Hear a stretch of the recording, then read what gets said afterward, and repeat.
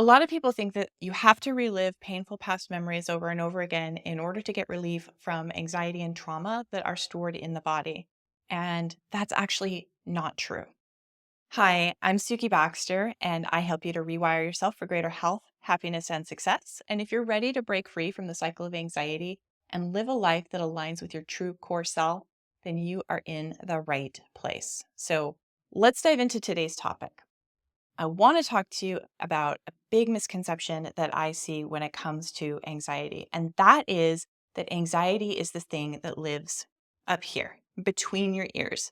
Basically, there's this idea that anxiety is predicated on thoughts, that your thoughts are driving anxiety. And this can be true to an extent. If you put your thoughts on something that is concerning or worrisome to you, then yeah, you might experience an uptick in anxiety. So if that is something that you are doing often, then it may be beneficial to work on steering your thoughts towards things that are a little bit more pleasant in your life. However, there's a whole other aspect to this. Anxiety is actually a nervous system state. It is biologic. It is a state of being. And when you are in that state, it will then drive how you perceive the world. It also drives your thoughts because there's two kinds of thoughts. There are deliberate thoughts, which are the ones we just talked about, where you actively steer your thoughts towards something or away from something. I'm going to choose this thought. And there's also reflexive thoughts. Reflexive thoughts are the ones that pop up. They're little like pop-ups on your computer, when you open your browser window and you get these little pop-ups and they pop, pop, pop, pop, pop. That's what reflexive thoughts are like. And oftentimes they're very repetitive. They're the ones we've had time after time.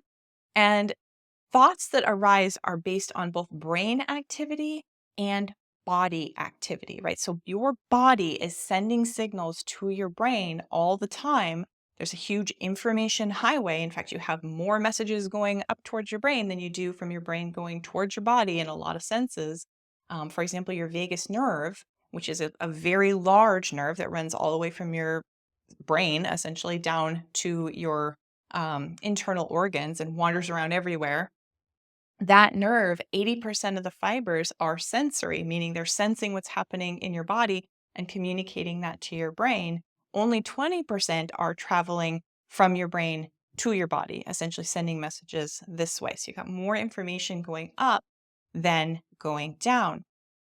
If your body is in a state of survival, a state of being in that fight or flight response, what's called the sympathetic branch of your autonomic nervous system, which is responsible for preserving your life in the case of a threat, then it is going to actually drive thoughts that are anxious or stressed or worrisome, or it may drive you to catastrophize, to see the worst case scenario potentially coming up.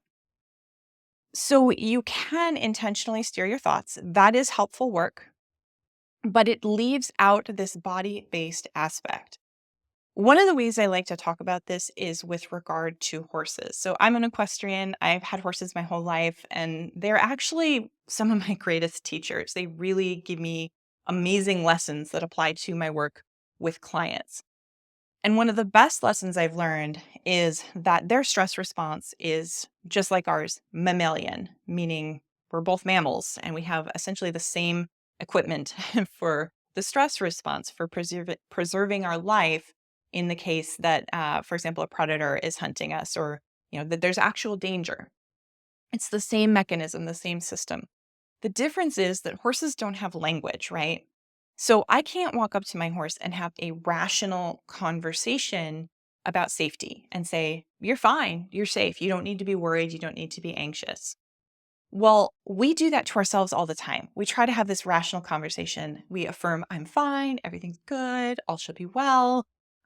Those are great things to do, but there's that part of us that's the wild horse that lives in us, that's not getting the message. It doesn't speak English. It doesn't speak any human language. And so it's not receiving that message. We have to meet it at its level. That's great news because it means we don't have to pull out our memories, dig through them over and over again, relive those painful past experiences. There's absolutely value in doing that, particularly with the support of a wonderful, qualified therapist or other mental health provider who can hold space for you and really guide you through that process. However, we don't have to do that to address the body-based part of ourselves, and many of my clients have done so much of that self-reflection that they're sort of treading water at this point, right? They've got the insights they can get it up till now. They're doing great work from the cognitive standpoint, but that body-based piece is missing. And we can really affect your nervous system state by meeting your body where it's. This really addresses the underlying cause of the anxiety by helping your nervous system come into a regulated place rather than just sort of managing symptoms on an ongoing basis. When you regulate your nervous system, you create resilience in your body. It makes it so much easier to handle whatever comes up in life without having to white knuckle your way through it. This is exactly what I teach. I've been doing this work for about 20 years now. And if you're interested in learning more, I'd invite you to click the link below, and I would be happy to help you take that next step.